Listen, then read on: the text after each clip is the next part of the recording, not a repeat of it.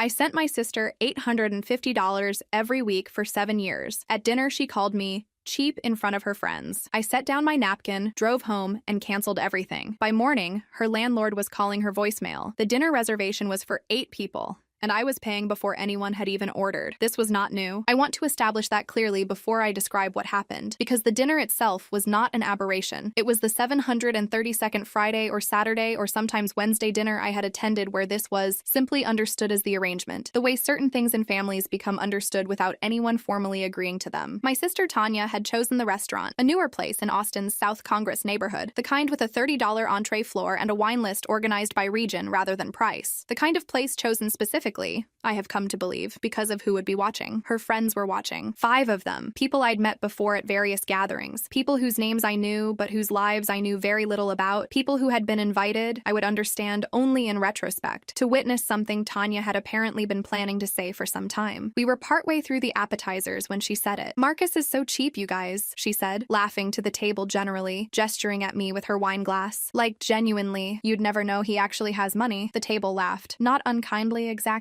The specific easy laugh of people who assume a joke between siblings carries an understood warmth underneath it. "I had to practically beg him to get me a real birthday gift this year," Tanya continued, warming to the bit now, performing for an audience that was responding well. "He got me a candle, you guys." More laughter. I had, in fact, sent Tanya $850 the previous Friday, as I had sent her $850 every single Friday for the preceding 7 years, a standing transfer that had become so automatic in my financial life that I sometimes had to actively remember it existed when I reviewed my monthly budget. $850 a week, 52 weeks a year for 7 years. I did the math at that dinner table silently, while my sister told her friends I was cheap, because doing math silently is a thing I am, by profession and by temperament, very good at. $309,400. That was the total. I had sent my sister over $300,000 across 7 years, and she was telling a table of her friends, over $30 entrees I was about to pay for, that I was too cheap to buy her a meaningful birthday gift. I set down my napkin. I did not say anything dramatic. I did not raise my voice or make a scene that would have given the table something more interesting to discuss than my supposed cheapness. I said, "I need to head out. Early morning tomorrow." Tanya barely looked up. "You're so boring lately," she said, and went back to her wine. I drove home, and then I canceled everything. My name is Marcus Whitfield. I'm 36 years old. I'm a senior data analyst at a healthcare logistics company in Austin, a job that has paid me well and steadily for 9 years, the kind of career that builds wealth slowly and unglamorously through consistent saving and disciplined investing, rather than through any single dramatic windfall. I need to explain how the $850 a week started, because understanding the origin matters enormously to understanding why it took 7 years and a candle joke to end it. My sister Tanya is 34. We grew up in a single-parent household in San Antonio. Our father left when I was 9 and Tanya was 7, and our mother Linda worked 2 jobs for most of our childhood to keep the lights on. I want to give context to what follows by saying clearly, our childhood was hard, and Tanya and I both carry the marks of that hardship differently. I became from a young age intensely focused on financial security, to the point that by the time I was earning real money in my late 20s, saving had become almost a compulsion, a way of permanently closing the door on the specific anxiety of watching our mother choose, some months, between groceries and the electric bill. Tanya processed the same childhood differently. She became someone who spent money as a way of feeling, in the moment, like the scarcity wasn't real. Nice clothes, frequent dinners out, a series of apartments that were always slightly beyond what her income as a marketing coordinator could comfortably support. 7 years ago, Tanya called me in genuine crisis. She had been laid off from a marketing position, was 3 months behind on rent, and was facing eviction from her apartment in Dallas within 2 weeks. I was 29, recently promoted, with savings I had been building since college, and no immediate plans for the money beyond a general sense that I should have some cushion. I sent her $3,400 to cover the back rent and avoid the eviction. That should have been the end of it. It was meant to be the end of it. A one-time intervention during a genuine crisis. The kind of thing siblings do for each other when one of them is drowning. But Tanya did not find a new job for another 4 months, and during those 4 months, I covered her rent weekly because it was easier, psychologically, for both of us, than one large monthly transfer that felt like an obligation rather than help. She found a new job. The weekly transfers continued. I want to be honest about why I let this happen, because the honest answer is not flattering to me, and I have spent a great deal of time over the past several months understanding it. I let it happen because stopping it required a conversation I did not want to have, a conversation that would require articulating,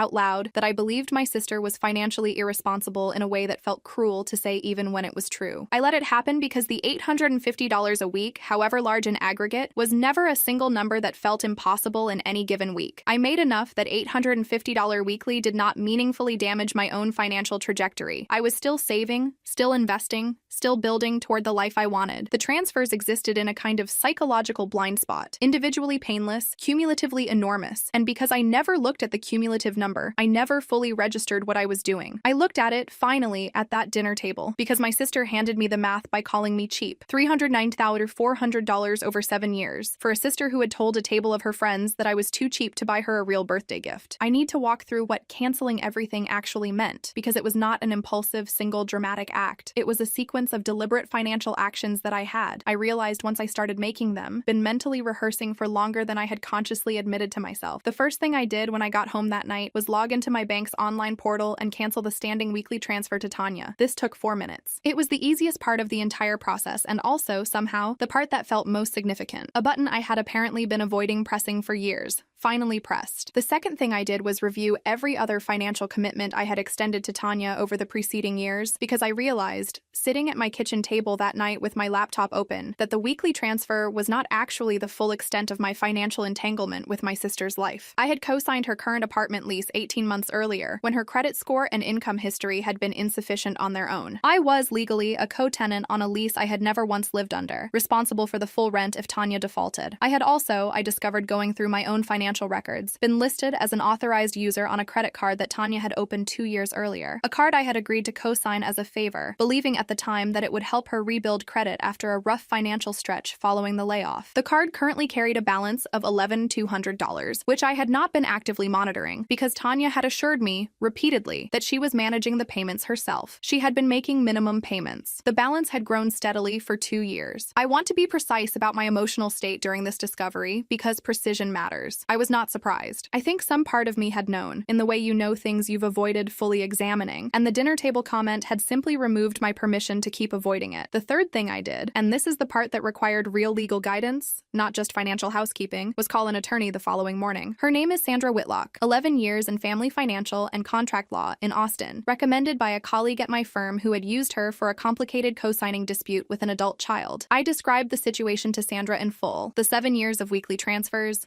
the co-signed lease, the authorized user credit card with its growing balance, and the dinner table comment that had triggered the decision to extract myself from all of it. "What do you want the outcome to be?" Sandra asked. "I want off the lease," I said. "I want off the credit card, and I want to understand what happens if she defaults on either while I'm extracting myself." Sandra walked me through the realistic mechanics over the following hour. Removing myself as an authorized user on the credit card was straightforward. A phone call to the card issuer, effective within days, severing my liability for any future charges, though I remained responsible, contractually, for the existing balance unless Tanya refinanced it or paid it down independently, since the balance had accrued while I was an authorized party. The lease was more complicated. Co-tenancy on an active lease typically cannot be unilaterally terminated by one party without either the landlord's cooperation or the lease term naturally expiring. Sandra reviewed the lease document I provided and confirmed that it would expire in 4 months, at which point I could simply decline to renew as a co-signer, leaving Tanya to qualify on her own income or find a new co-signer. "In the meantime," Sandra said, "you remain legally responsible for the rent if she misses a payment. I want to be clear about that exposure." "I understand," I said. "I'm not trying to escape responsibility I've already legally taken on. I'm trying to make sure I never take on more starting now." I had not done anything to the rent payment specifically. What had happened, I would learn over the following conversation, was unrelated and coincidental in its timing, but devastating in its effect. The automatic payment Tanya had set up for her rent drew from a checking account that was, itself, regularly replenished by transfers from the credit card I had just removed myself from as an authorized user. The card issuer, upon processing my removal, had apparently flagged the account for a routine review, given the change in authorized parties, temporarily freezing a pending cash advance Tanya had scheduled to cover that month's rent shortfall. A cash advance I did not know she had been taking, repeatedly, against a credit card I had co-signed to help her rebuild credit, not to fund an ongoing rent subsidy disguised as credit card debt. The rent payment had bounced. The landlord was calling. I want to be honest about what I felt in that moment, because it was not satisfaction exactly, though I understand why someone hearing this story might expect that. What I felt was a specific, sobering clarity about the actual scope of what I had been unknowingly enabling. I had believed for 2 years that the credit card was a modest tool helping my sister rebuild her financial footing. It was, in fact, functioning as a quiet, rolling source of rent money that she had structured specifically to avoid asking me for a larger weekly transfer, while still depending entirely on credit I had personally guaranteed. "I can't talk to you about the credit card the way you're asking me to," I told her on that morning call. "I removed myself as an authorized user yesterday. That's done.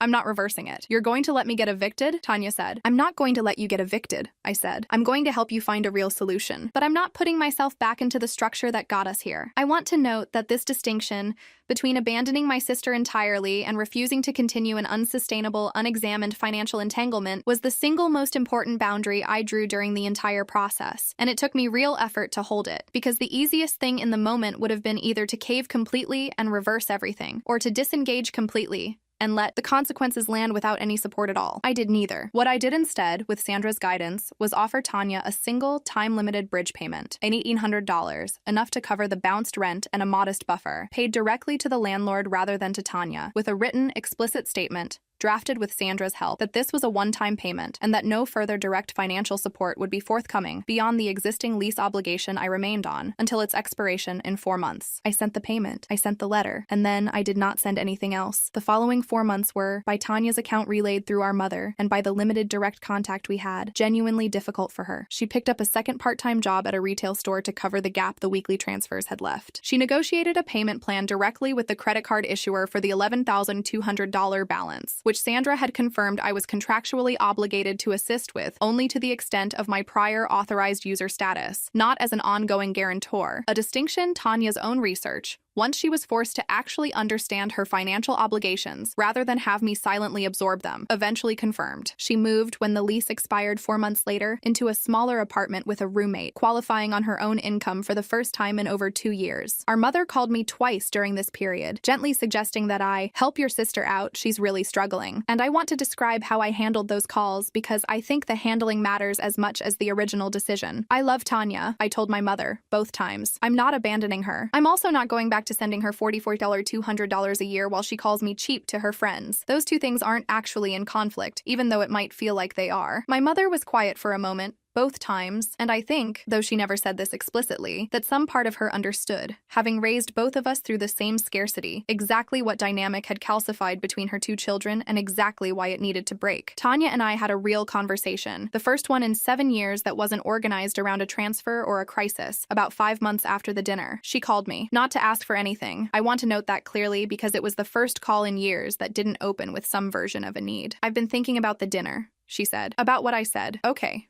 I said. "I don't actually think you're cheap," she said. "I think I was embarrassed that everyone at that table knew you paid for everything, including probably some things about my life I never told them about directly, and I made a joke instead of dealing with that. I sat with that for a moment. That tracks," I said. "I also think," she said, and her voice did something uncertain here, "that I got used to it being just there, like weather. I stopped seeing it as something you were actually doing for me, every week, for years. It just became the temperature of my life." "I know," I said. "I think I let it become that too, for both of us. We didn't resolve everything on that call. I want to be honest about that. 7 years of an unexamined financial pattern does not unwind in a single conversation, however honest. But it was the first conversation where both of us were looking at the actual shape of what had happened, rather than at the comfortable, unexamined version each of us had been living inside. I have been in therapy since that dinner, not exclusively about Tanya, though she comes up constantly, but about the broader pattern of how I learned, growing up in a household defined by scarcity, to manage anxiety through quiet, unceasing financial control over my own life and eventually over hers as well. My therapist, Dr. Renata Kovic, 14 years in practice focused on financial trauma and sibling dynamics, has a question she returns to often. "What were you actually buying every week for 7 years?" I have an answer now that I didn't have at the dinner table. I was buying the feeling of having fixed something, of having permanently closed the gap our mother lived inside for years by extension, through my sister. It was never really about Tanya's rent. It was about a 9-year-old version of me who wanted desperately for the lights to simply stay on, for someone to simply stop the bleeding, without anyone having to ask twice. I couldn't fix that for my mother when I was 9. I had been trying to fix it for Tanya every Friday for 7 years as a way of retroactively fixing it for both of us. It was never going to work that way. Money sent on autopilot doesn't heal anything. It just becomes autopilot. Tanya is doing well now, by her own account, and by what I can independently observe. Steady job, a roommate situation that's working, the credit card balance paid down to under $3,000 through the payment plan she negotiated herself. We have dinner once a month now, somewhere modest, and we split the bill every time without either of us making it a thing. Last month, she insisted on paying for both of us because she'd gotten a small bonus at work and wanted to. I let her. It was, I think, the first time in 7 years that a meal between us had nothing underneath it except 2 people eating dinner.